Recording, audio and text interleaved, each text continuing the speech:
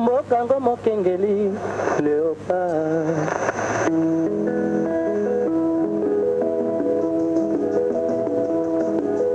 Mikolo tosekalaki na mosolo ya mboka Kongo ekoki tofungwani misolelo tomoni bozoba nyonso tosali oya kobongisa Kongo aveni ebongi tosala moto nyonso ata mwana Kongo ya mosolo mpembe ya nzoku Kongo ya bwanya kasa ya mbila. Amis téléspectateurs fidèles de l'émission Page d'Histoire, merci de nous faire confiance comme d'habitude. Aujourd'hui, nous voulons encore saluer la participation de notre invité, le professeur Denis Mwamba Lukusa, qui devient ainsi pour nous un allié sûr après les 2 dernières émissions que nous avons eu le bonheur de présenter avec lui. Dans ces numéros, nous vous proposons un sujet qui colle un peu avec l'actualité, à savoir l'histoire des élections en République démocratique du Congo. Oui, les élections ont une histoire qui mérite d'être connue dans notre pays. Bonjour professeur. Bonjour. Les élections, à quel moment exactement les Congolais ont eu l'idée des élections? Je vous remercie d'abord pour une fois de plus m'inviter à votre émission. Mais ce que je dirais par contre, l'histoire des élections au Congo est récente. Les Congos, ce n'est pas comme le Bénin, ce n'est pas comme la Côte d'Ivoire, les Ghana, le Sénégal ou d'autres pays qui ont commencé leur exercice démocratique et citoyen bien avant leurs indépendances. Mais pour ce qui est du Congo, les premières élections remontent de 1957. Donc bien avant cela, le Congo n'a pas eu des élections au sens propre ou au sens figuré. Le Congo n'a pas eu des élections bien avant 1957.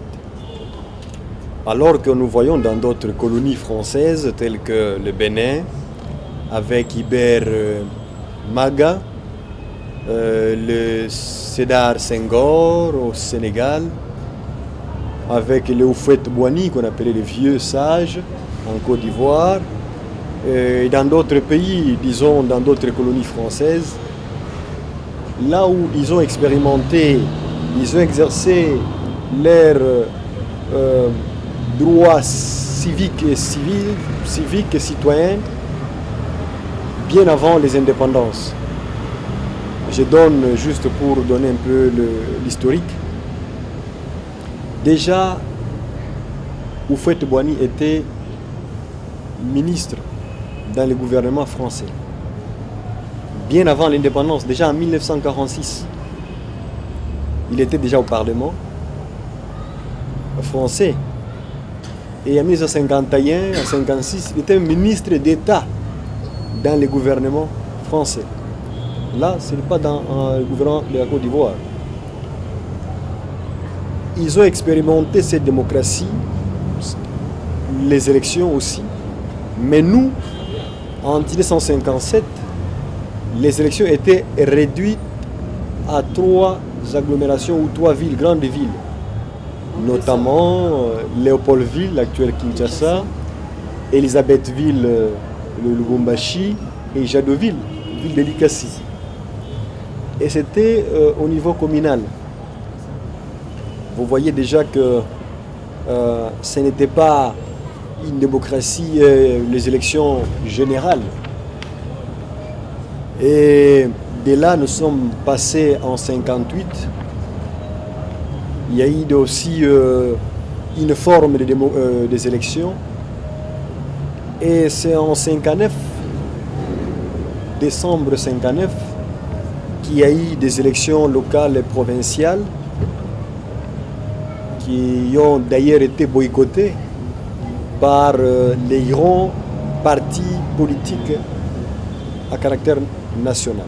Les élections que vous avez parlé qui a été organisées à les 3 villes que vous avez citées, les Belges visaient quoi par cette organisation? Oui, la question est de savoir les Belges visaient quoi. Rappelez-vous qu'en 1954, il y a eu la création de la première université du Congo, que je dirais aussi la première université à l'époque qui avait un centre nucléaire d'Afrique. Ça, c'est juste un peu la marche. Et puis, en 1955, il y a le professeur Van Pilsen qui va présenter un projet de 30 ans. Et en 1956, nous constatons déjà avec les élites congolaises le manifeste de la conscience africaine. Déjà en août 1956, il y a eu le contre-manifeste de la BACO qui demandait l'indépendance dans l'immédiat. Ils n'ont pas voulu, comme les autres de la conscience africaine, qui demandaient d'être associés à la préparation de ces 30 ans d'indépendance. Mais la BACO demandait, avec le président Kasavubu qui était de la BACO, demandait l'indépendance immédiate. Ça, c'est en 1956. Donc, c'est normal. Dans cette situation ingouvernable par le pouvoir colonial belge, et la Belgique a trouvé bon d'amorcer le processus de la décolonisation. Et aussi avec le nouveau régime qui est arrivé au pouvoir, les libéraux et les socialistes aussi qui ont gagné les élections en Belgique, cela a permis à ce qu'ils puissent donner un coup de pouce pour commencer à préparer les élections.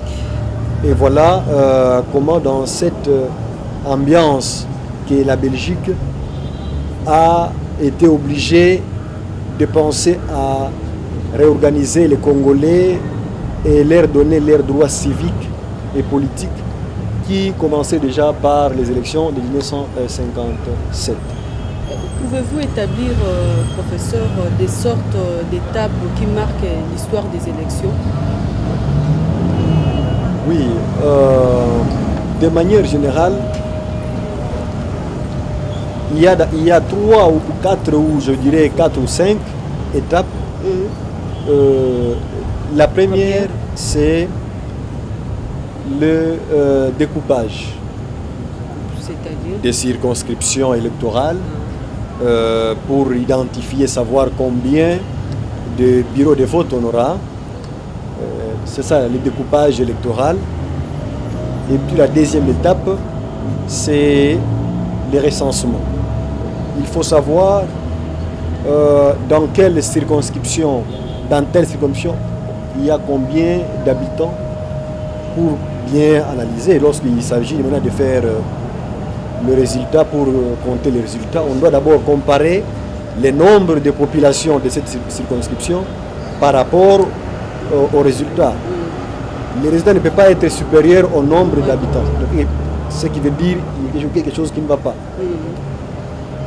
Et la troisième étape, c'est l'organisation même des élections.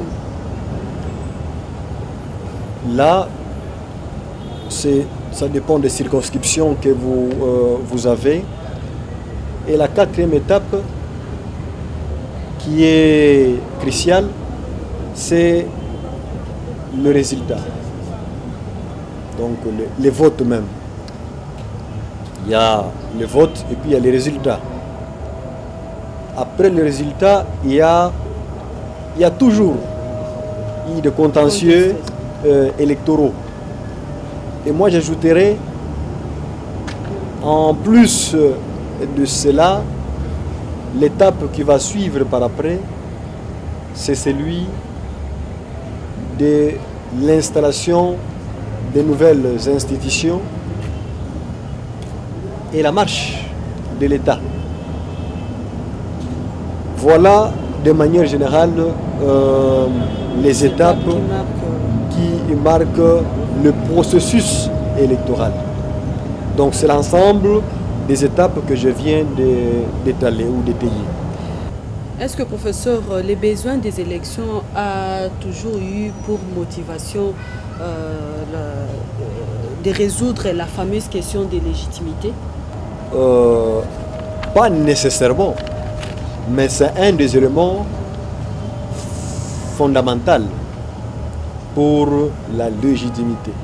Mais ce n'est pas le seul et l'unique. Il y a la légitimité qui passe par la constitutionnalité. Et là, c'est tout un débat, il y a à manger, à boire.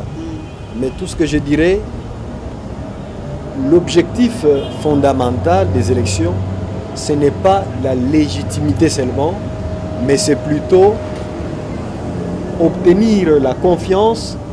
Il y a la légitimité et la légalité. Tu peux être légitime, mais tu n'es pas légal. Mais je pense bien que les constitutionnalistes comprennent mieux ce que je vais dire. Tu peux, dans ce cadre-là, il y a la légitimité, c'est un point. Le deuxième point, pour être légitime et légal, il faut que les élections se passent dans les normes et conformément aux principes démocratiques, aux principes régis et établis dans la Constitution, ainsi bien que dans la loi organique sur les élections, qu'on appelle code électoral. Et c'est dans les codes électoraux qu'on détaille, qu'on explicite le processus de légitimité et de légalité des élections. Voilà, ça c'est un des points. Mais ce qui est important aussi que je voulais ajouter, c'est-à-dire, vous êtes légitimement au pouvoir, mais vous devez aussi être légalement au pouvoir, et ça passe par les élections. Et ces élections, c'est par la volonté du peuple. C'est le peuple qui s'est choisi. Ses représentants devront les représenter à toutes les différentes institutions ou à tout niveau. Ça dépend de la forme. Il y a des suffrages universels, des suffrages...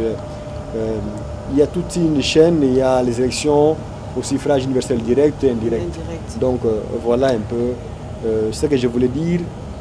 C'est-à-dire, il y a aussi la légitimité qu'il faut tenir compte des élections de manière démocratique, répondant aux principes démocratiques, et tu es là représentant le peuple, issu du peuple.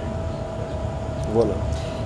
Professeur, que dire de ceux-là qui disent qu'il n'y a eu jamais des élections en République démocratique du Congo que celle de 2006? Oui, je pense que on doit avoir... J'anime une émission Mémoire et devoir d'un peuple. C'est pour répondre à toutes ces questions. Comme je l'ai dit tout à l'heure au début de cette émission, il y a eu des émissions, il y a eu déjà disons, des élections bien avant.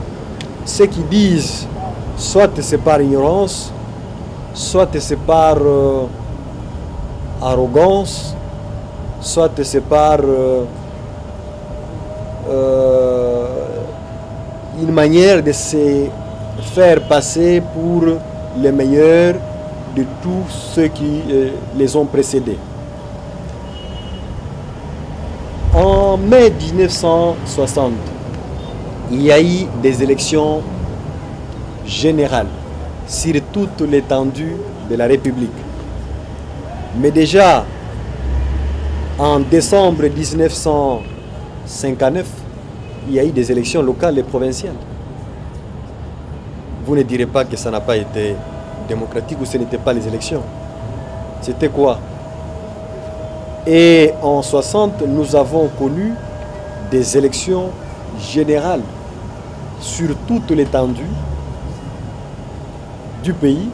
À l'issue de ces élections, on a eu notre premier chef d'État issu des élections de mai 1960, à la personne de Joseph Kasavubu. Et le premier ministre et chef du gouvernement du Congo indépendant, Patrice Emery Lumumba. Ils ont été élus. Ils ont été votés. Et le Parlement de la Première République, ou de la première législature, a investi le gouvernement Lumumba le 23 juin 1960. Et Kasavubu a été investi le 24 juin 1960.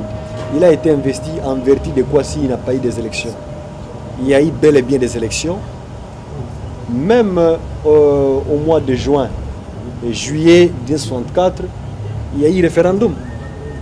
Et il y a eu des élections au mois d'août, où la CONACAT, le parti de Moïse Tshombe, avait gagné les élections. C'est qu'il faut dire que depuis ce temps-là, sous la Deuxième République, il n'y a pas eu des élections. Je les concède, je suis tout à fait d'accord qu'il n'y a pas eu.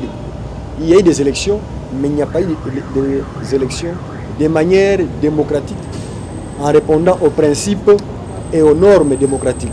Pourquoi? Parce qu'il y avait un seul parti. Pas nécessairement un seul parti unique ou le mouvement populaire de la Révolution. Oui. Non, mais c'est parce qu'il y avait la volonté d'un chef qui voulait se passer pour les seuls capables de gérer le Congo. En 70, il y a eu des élections. Le général Mobutu a été, entre guillemets, élu. En 1977, il y a eu des élections, là où il était candidat unique. Et là, il faut parler aussi des élections. Mais je suis en train de répondre à la question de l'historique. Maintenant, la question c'est est-ce que c'était démocratique ou pas? Ça, c'est une autre question. Oui. Mais d'abord, j'ai fait l'historique des élections. 1977, il y a eu des élections. Candidat unique. Candidat unique, là où il a été voté, mais là, il y a eu des mascarades. Mais nous sommes dans le cheminement de l'historique des élections. Et voilà, il y a eu toute une série des élections, comme on l'entend, sous le régime du général Mobutu et maréchal plus tard. Et après, nous voici dans les années 90 avec la CNS. Et là, le docteur Etienne Tshisekedi a été élu par ses pairs dans la conférence nationale souveraine. Il y a eu des élections. Et de là, nous passons aux élections de 2006 qui instaurera les nouvelles institutions du pays. Cette fois-là, alors, en 2006, il y a eu des élections démocratiques. Oui, il y a eu des élections démocratiques, effectivement, parce que les nouvelles institutions en place ont été établies de manière démocratique, conformément à la Constitution de la Troisième République. Le principe démocratique ont été à un certain niveau ou d'une manière ou d'une autre respectés. Voilà, les acteurs actuels sont au pouvoir de manière légale est légitime. C'est là où je réponds à la question de la légitimité et de la légalité. Donc il y a eu des élections démocratiques en répondant aux principes démocratiques par rapport aux élections.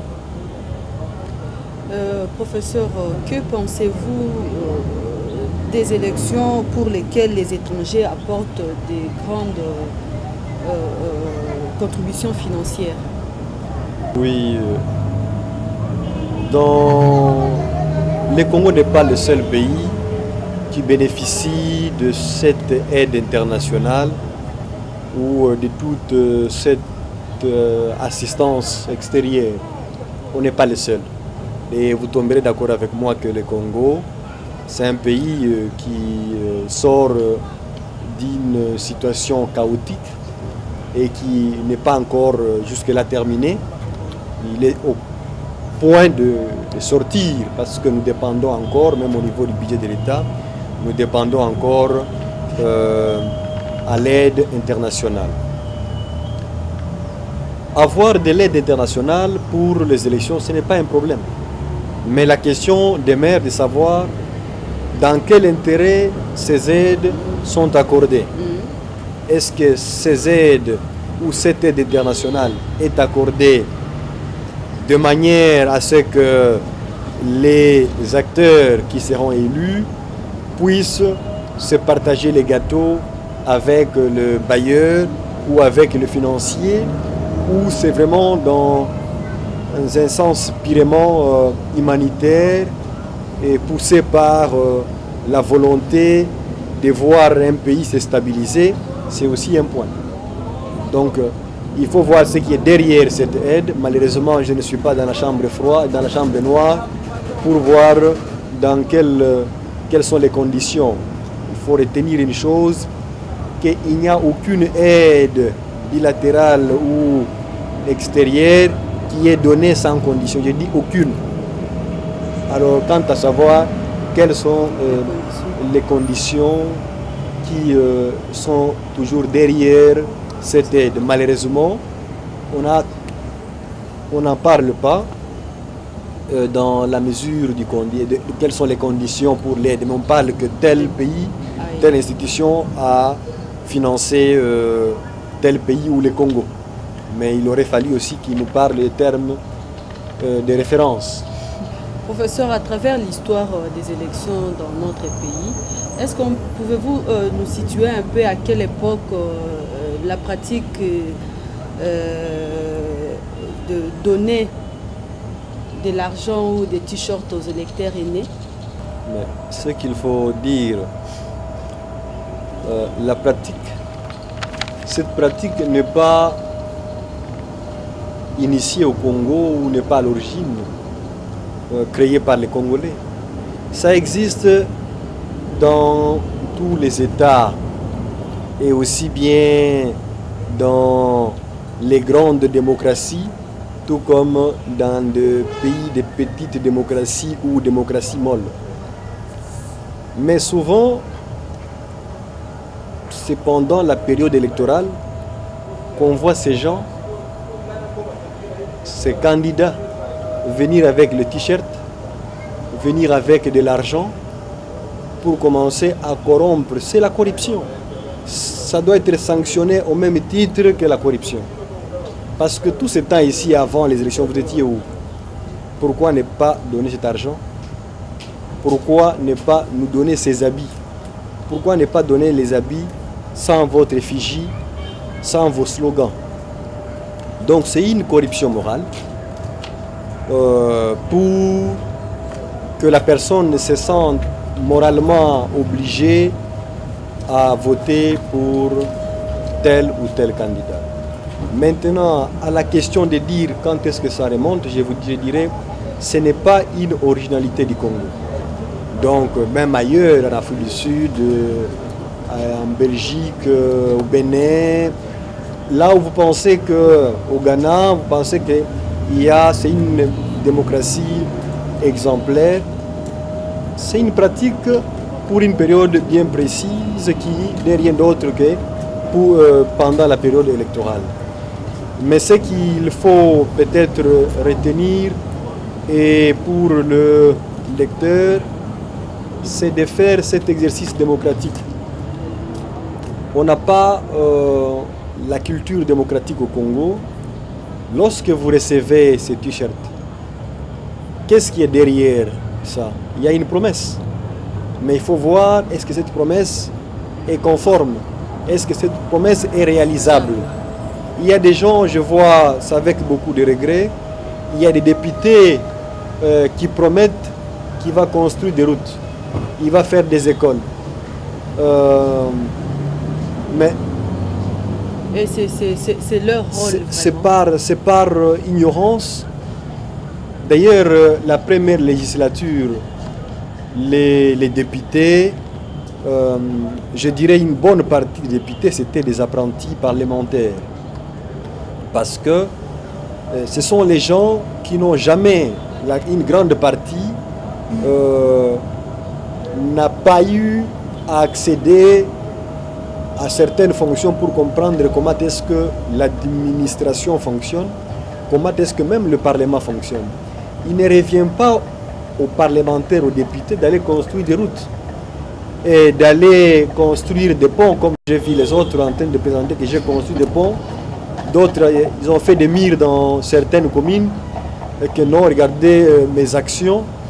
Et certains même vont se diriger en ministère des Affaires sociales pour faire des dons, assister certaines personnes. Ça ne revient pas, ça ne relève pas du mandat du parlementaire.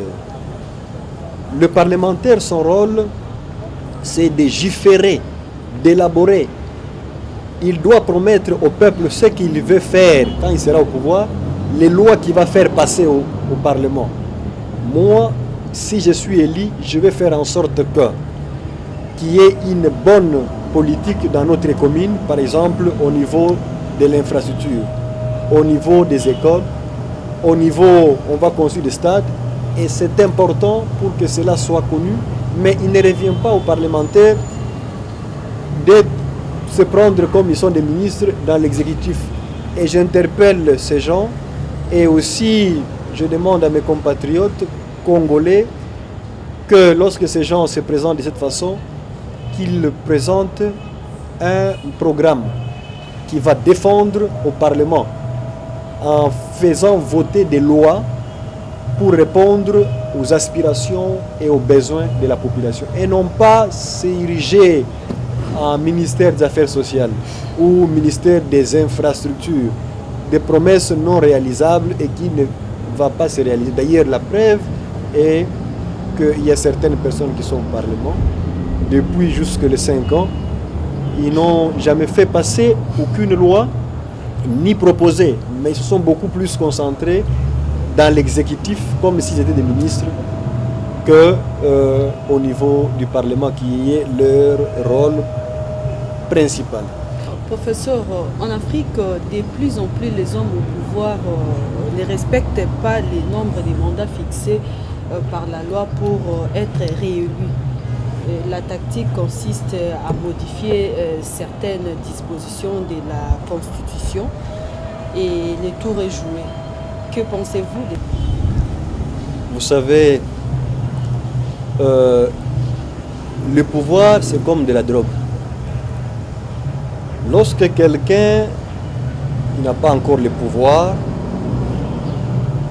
il promet beaucoup de choses. Il promet d'observer la Constitution, mais une fois arrivé au pouvoir, tellement c'est trop secret, il s'est déjà drogué des honneurs,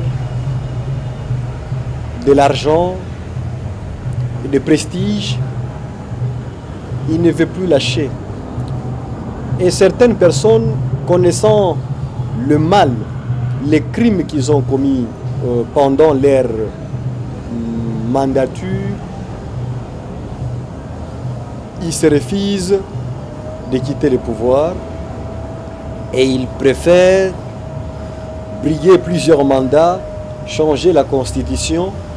Souvent, le mandat, c'est 2 mandats. Donc, renouvelable une seule fois. Mais ce n'est pas seulement en Afrique, même ailleurs. Mais l'Afrique, c'est le berceau de cette politique, ou de cette mascarade, s'il faut dire ainsi. À chaque fois que la personne est au pouvoir, il ne veut plus lâcher, il préfère changer la Constitution, même certaines dispositions dont on ne peut pas toucher, il se permet de changer au bénéfice d'un petit groupe de ses collaborateurs ou de ses dignitaires. Et ils sont au pouvoir pendant 15 ans, 20 ans, 30 ans, même 40 ans. On a connu avec le Omar Bongo, Mudimbe, du Gabon, on en a avec le Fidel Castro, le maréchal Mobutu était ici, et Yassimbe Yademan du Togo. On en a beaucoup, donc il y a beaucoup de personnes qui... il y a aussi Robert Mugabe, voilà. C'est un peu comme ça. Donc je dirais que le pouvoir, c'est de la drogue. Mais ce qui est important, c'est de savoir à se limiter dans les principes constitutionnels. Mais lorsque la personne déjà tente à changer la constitution pour répondre à ses aspirations, à ses intérêts, déjà il est de mauvaise foi. C'est là où il y a dérapage et on parle des tendances vers la dictature. Parce qu'il veut s'ériger en personne unique et capable de gérer l'État. Voilà ce que je peux dire sur cette mauvaise politique qui a trouvé qui s'est ancrée ou trouvé ses racines en Afrique. J'allais dire en Afrique. Permettez, donc voilà, en Afrique. Et nous trouvons que dans les 54, je pense maintenant 56 États africains, une bonne partie ou la moitié est dans cette prison de changement de constitution de manière intempestive. Professeur, un homme politique européen avait déclaré un jour que la démocratie est un luxe pour les Congolais. Comment encaissez-vous cette pensée, ou si je peux dire injure? Non, il ne faudrait pas prendre ça comme une injure. J'aime bien et souvent replacer les événements dans les contextes. Lorsque vous parcourez son discours ou sa déclaration, vous allez constater qu'il y a les éléments, il y a les motivations, les raisons qui sous-tendent à justifier cette déclaration. En disant que la démocratie c'est un luxe au Congo, j'ai suivi ça, mais voilà ce que je vais donner comme interprétation. Du moment où nous-mêmes Congolais, on n'a pas réalisé que les droits de l'homme, c'est un droit fondamental pour tout être humain. Les droits de l'homme ne se négocient pas. C'est un droit naturel. Et puis, la démocratie vient en appui aux droits de l'homme. Du moment où les droits de l'homme est bafoué et qu'il n'y a pas une action, il n'y a pas un mouvement, il n'y a pas une revendication de la part du peuple africain ou congolais en particulier pour revendiquer ses droits fondamentaux, il faut que l'étranger, il faut que Human Rights Watch, il faut que l'Amnesty International parle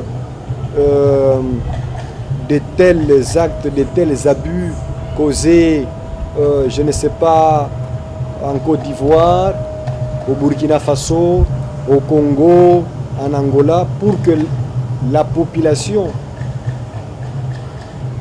trouve ses facultés afin de revendiquer. Alors celui-là, c'est bien dit que ça devient un luxe. parce qu'on ne veut pas s'approprier de nos droits fondamentaux. La démocratie passe par la reconnaissance des droits fondamentaux. Lorsque les droits fondamentaux sont bafoués, ce qui est important et ce qui est nécessaire, on ne peut pas parler de la démocratie du moment où les droits basiques de l'être humain qui justifient la liberté de l'être humain n'est pas reconnue, alors la démocratie passe pour un luxe. Voilà, si je peux interpréter cette expression pour dire que la démocratie, c'est le pouvoir du peuple pour le peuple. Et j'ajouterai dans l'intérêt du peuple et pour le bien-être du peuple. Professeur, là nous sommes arrivés pratiquement à la fin de cette émission.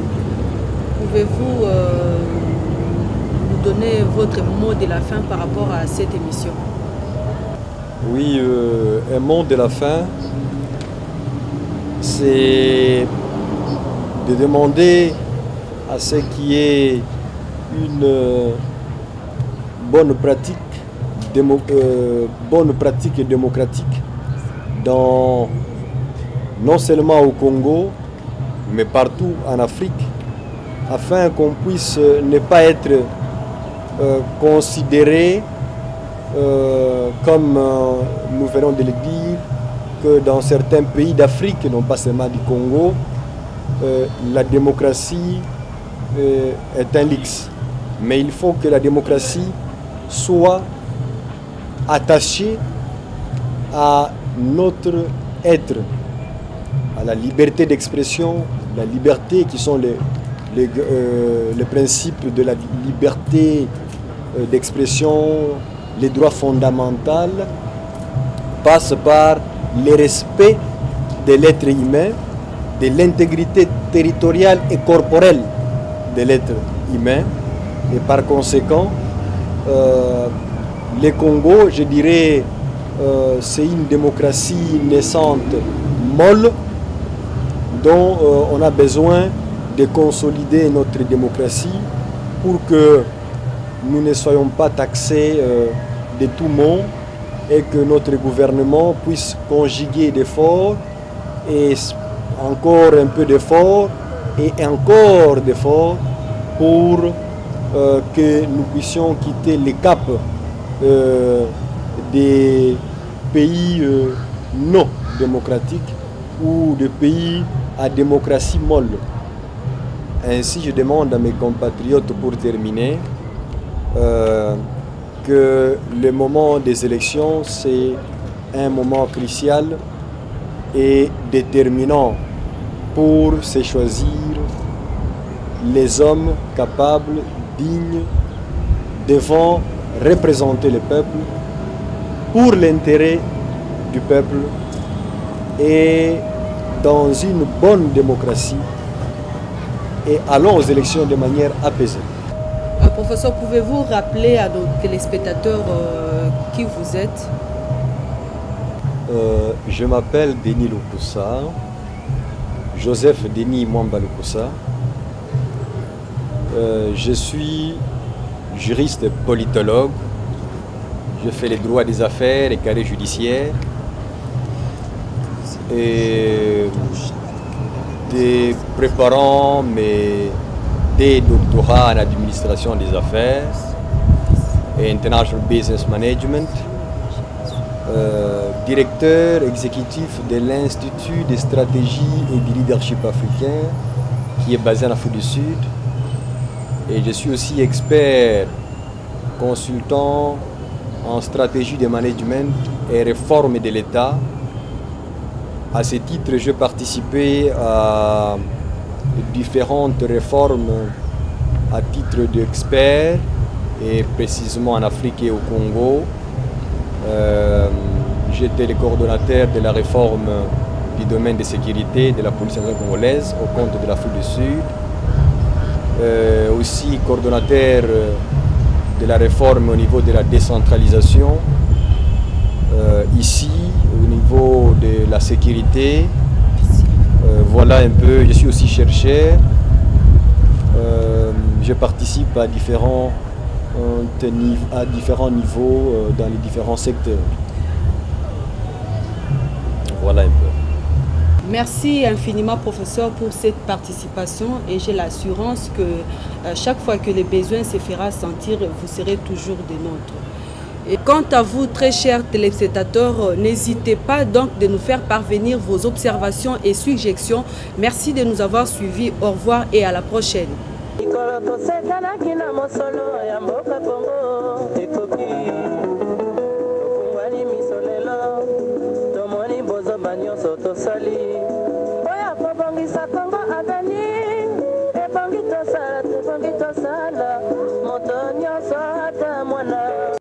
Kongo ya mosolo mpembe ya nzoku, Kongo ya bwanya nkasa ya mbila, Kongo ya makasi moto ya nkoi. Kongo, Kongo ne mboka, Kongo, mboka ya Bangkoko.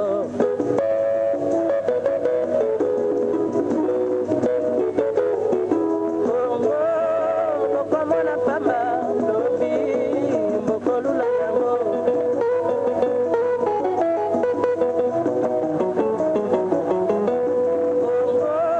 Kongo ya Afrika, Kongo, mboka ya kitoko.